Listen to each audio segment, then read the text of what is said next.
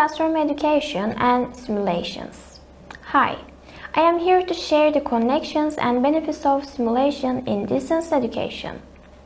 Let's look at the connections between simulation and the topic of our project. Food and beverage services are provided by various food production enterprises such as hotel establishments, restaurants, catering establishments, coffee shops, and cafes. Students of the Department of Gastronomy and Culinary Arts can start working in such enterprises after graduation. At the same time, they can start their business life by establishing a new business as entrepreneurs. In the higher education process, gastronomy students receive education related to the field of business administration. Since hotel management and restaurant management require sector-specific knowledge and experience, it is very important for our students to gain experience specific to the food and beverage and tourism sectors. In addition to the theoretical and practical courses during the university education process, students working in different enterprises between semesters gain sectoral experience. Providing students to use the knowledge and experience gained during their university education to manage a business will make an important contribution to preparing students for real life. Especially some business simulations that can be easily implemented in the distance education process will play a role in developing students' business skills. It is possible to encounter simulations involving a variety of experiences such as managing a hotel business, managing a restaurant, managing a coffee shop, and business marketing. All of these simulations can be used for individual or group work in distance education. Hotel management simulation. The hotel business simulation game gives students practical experience in managing various aspects of a small business in a service business environment. In general, an application with different management games for marketing, sales, human resources, capacity management, investments, service quality can be used in gastronomy and culinary arts departments. The existence of such an application can give students creative ideas and gain more experience by developing in a gastronomy and culinary arts education in the basis of our project. In this section, some simulations that can be used for the hospitality industry will be examined. First of all, some explanations on the GASE hotel and restaurants management business simulation example. The flow of this section will continue through the main topics we have mentioned: learning objectives and process, simulation platform structure, simulation organization, students registration process, flow of operations, main objectives and win criteria, job status, decision-making areas, key financial indicators. Let's start with the learning objectives. The first of the learning objectives of the GASE simulation is to help students develop a holistic view of business operations, marketing, sales, and capacity management. The second objective is to develop an understanding and mastery of business fundamentals and market-oriented decision-making practice in a service sector. Thirdly, to improve fact-based analytical decision-making and educate on the financial consequences of business decision by linking decision to cash flows and bottom-line performance. Finally, to give students practical experience in teamwork, problem-solving, and exceeding their competitive spirit in a dynamically evolving marketplace. GASE Business also describes the learning process in support of the learning objectives. Learning process is shown in the table. It is observed that there is a circulation consisting of 4 main parts. There is a significant circulation of students' concrete experience and decision-making ability, results and teamwork through observation and reflections, implementation of new ideas and analysis and planning, generalizing from experience and discussion with classes. Simulation platform structure. This simulation has no special application and it is adequate for the students to have an internet connection. GASE Business is completely web-based. Each team member has their own account for users, which allows them to make their own decisions and scenarios on their own and then combine the results with other team members on the decision checklist page.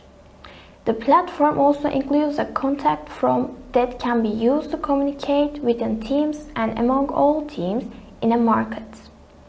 The simulation platform consists of a series of sections for participants to manage their business, defined as decision, results, program, teams, and readings. Homepage. Overview page with deadlines. Decision pages. All decisions are taken under decisions. Results page. Results become available in this field after each deadline. Program page. The simulation program is available on this page. Team page. Teams and team members in your market can be viewed from here. Reading page. Access to decision-making instructions and case description. Forms page. Access to discussion forum for team and market. Simulation organization. A simulation of a class consists of a minimum of 3 teams and a maximum of 12 teams, each with between 1 and 8 members. All teams start from exactly the same position with similar market shares and profits. Likewise, teams face the same market conditions during the simulation. The teams do not compete against a competitor, but against other teams in their markets.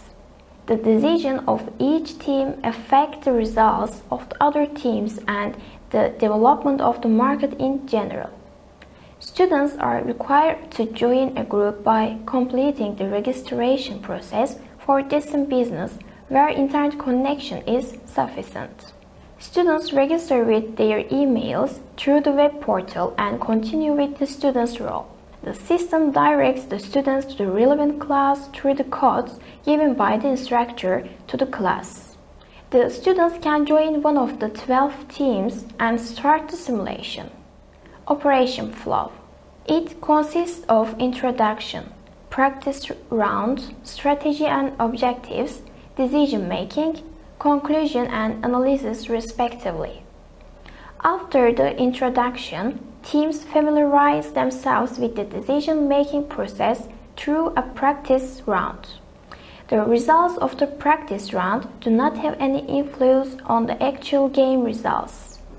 The trainer determines the number of actual decision-making rounds, between 5 and 12, and follows the decision-making circle, main goal, and win criteria.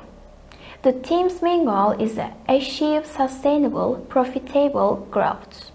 Typically, this is measured by the ratio called cumulative total return to shareholders, which combines dividends paid with share price development to show total return to shareholders. Instructors may choose at their own discretion to use other criteria for the performance of teams. For example, market shares, retained profits, and revenue growth can also be used if desired. The cumulative total return to shareholders method may be more useful in many ways. Teams may try to manipulate their profits, revenues, and market share in the short term, but the share price will punish short-term decisions sooner or later. Business status Hotel Le Bonheur. Let's talk about the games of simulation. You and your team will take over as a new management team of Hotel Le Bonheur, a hospitality business. The hotel's roots date back to the early 20th centuries. Hotel Le Bonheur has a colorful history. You will develop and implement strategies for your virtual hotel, and your success will be measured by both operational and financial key indicators. These key indicators include occupancy rates, average room rates, profit per room, customer satisfaction, market shares, employee satisfaction, profit per employee, net profit, return on capital, and learning per share. Decision-making basics. The decision-making process is carried out separately for 2 seasons, summer and winter, according to the seasonality of hôtel-les-baignoires activities. Both seasons are considered to be 6 months long. In Italy, teams operate only in the domestic markets. During the game, they can expand their operations to international markets if they want. A new market view with information about market development becomes available immediately after the previous round has passed. Before starting the first round of decision, teams are strongly suggested to read the manual and the case description. Sale. Sales consist of wholesale and retail sales. Wholesale customers are travel agencies and internet booking agencies where teams sell capacity 1 or 2 semesters in advance. Retail sales are walk-in sales and take place in the current period. Since the objective is to maximize capacity utilization at the highest possible rates, a good balance needs to be established between cash sales and walk-in sales. Wholesale customers are willing to provide almost any number of rooms, but they decide the price. The more rooms teams try to sell, the lower price wholesalers will offer. The volume of retail customers adjusts to the competitiveness of your offer. Key critical indicators constitute our last section. Financing decisions are typically the last to be made. These include increase and decrease in long-term borrowings. Credit maturity. Note that this affects wholesale demand. Dividend payments. At the end of the year, cash cannot fall below the minimum requirements, that is €200,000. If financing is not sufficient to meet these requirements, the system will automatically take emergency financing in the form of short-term loans to restore the minimum cash requirements. The interest rate for emergency financing is higher than for long-term loans. So, falling below the minimum requirements should be avoided. Decision checklist. On the decision checklist page, all team members' decisions can be seen side by side. A team member's decisions are moved to the team decision column by pressing the copy key. On the deadline, the system reads the decision in the team decision column and calculates the results for the round. Team decisions can be edited directly in the team column. Also, any team member can access the decision area of other team members. We have come to the conclusion, dear listeners. After each round, the system generates reports showing the results of each team in a specific market. The results consist of the following: market report for local and international markets. Activity report for domestic and international markets. Income statements for the period and year. Balance sheets for the period. Cash flow and key figures for the period. Results provide useful information about the team's own sales, operations, and finances.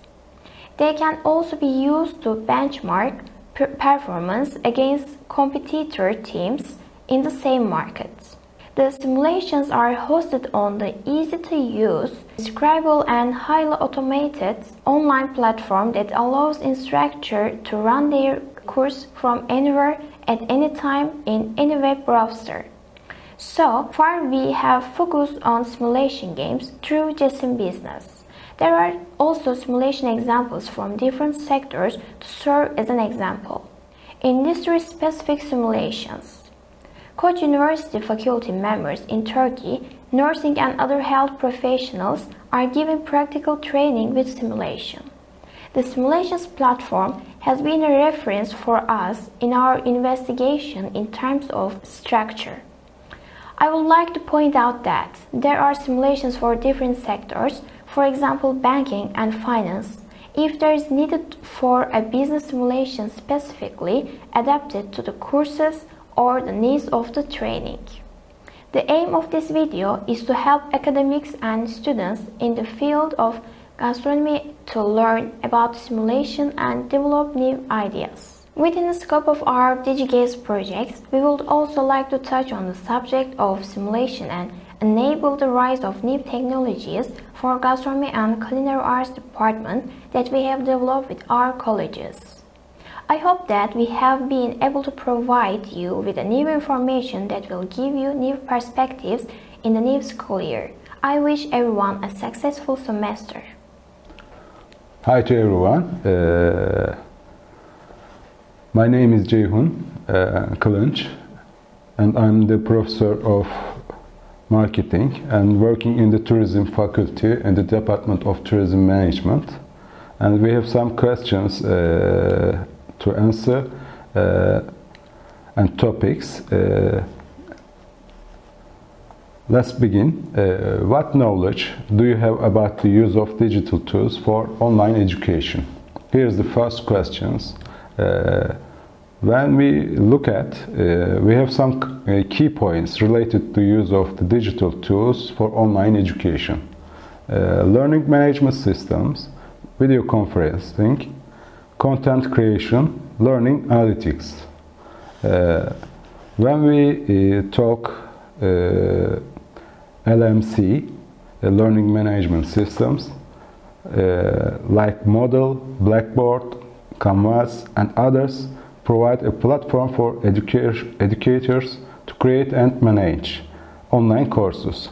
These systems offer tools for content delivery, student assessment, and collaboration. Video conference is the second. These tools use Zoom, Microsoft Teams, and Google Meet are commonly used for live online classes, virtual meetings, and webinars. They enable real-time interaction between instructors and students. And the third one, the content creation. Educators can use various digital tools to create and share courses. Materials including text, videos, presentations, and interactive content. Tools like Microsoft Office, Google Workspace, and Adobe Creative Cloud are often used. Learning analytics help educators track students' progress and engagement online courses. They provide insights into how students are interacting with course materials and assessment. Here is the second question. Do you think that the video we prepared is useful to the introduction of digital tools? The video you have described appears to be a comprehensive and informative guide to using digital tools in distance education, particularly in the content of gastronomy and culinary arts education. It covers essential aspects such as preparation before the class, what to do during the class, and post-class activities. Here are some thoughts and its utility. Content and structure and the useful tips. When we look at the content and structure, this means the video provides a well-structured overview of digital tools and their application in distant education. This covers the key stages of teaching from preparation to delivery and post-class activities. Content and structure is the second one. The video provides a well-structured overview of digital tools and their application in distance education. It covers the key stages of teaching from preparation to delivery and post-class activities. Here the third one of useful tips.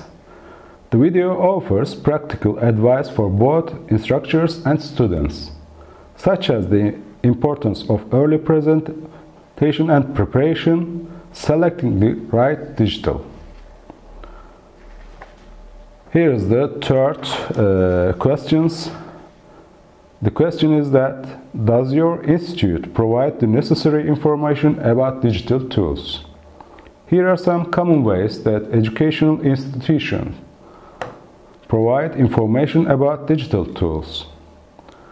Orientation and training programs means many institutions conduct orientation sessions or workshops at the beginning of a semester or academic year to introduce students and instructors to the digital tools and platforms they will be using.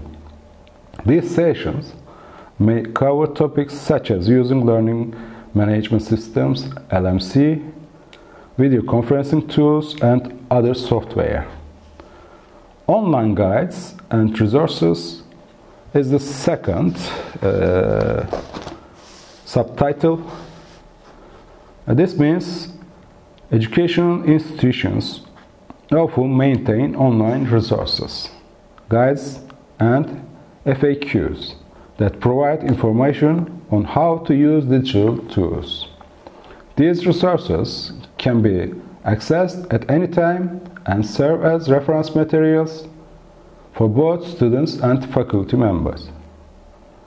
And the third one, IT support. Institutions usually have IT support services or help desks that can assist with technical issues related to digital tools.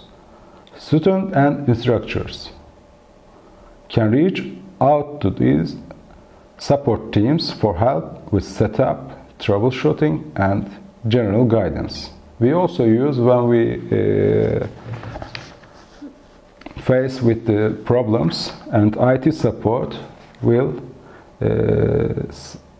help and support the solutions and the problems. And here is the fourth one. Do you have any digital tools that facilitate your work in distance education, and can you briefly tell us about them? LMC platforms like Moodle, Canvas, and Blackboard provide a central hub for instructors to manage courses, distribute content, and engage with students through discussion boards, quizzes, and assignments. Video conferencing tools like platform Zoom, Microsoft Teams, and Google Meet enable communication and live classes, making it easily for instructors to conduct virtual lectures, discussions, and office hours. And content creation tools like tools such as Microsoft PowerPoint, Google Slides, and Canvas also allow educators to create engaging presentations, infographics, and visual materials to support their teaching. Thank you for listening my speech. I hope it will help all the education staffs, and that's all. Thanks.